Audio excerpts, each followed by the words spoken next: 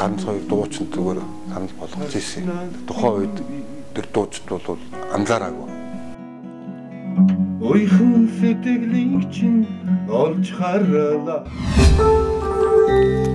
Би дуу бичгтээ яг өнөөдөр дотоод сэтгэл ертөнцтэй захирагдаж бичдэг учраас тэр дуу маань дээшээ жоохон хүнд те доод дээд өнгөн нэлээд далаачтай байдаг юм болоо гэж бодож байгаа.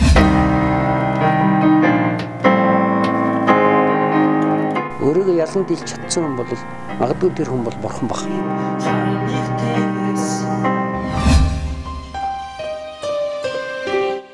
Үзэж байгаа үзэгч та бүхэн бас хөгжмийн зохиолчийн зүрх сэтгэл гэдгийг энэ хөгжмөөс бас мэдрэх болов уу гэж бодож байна.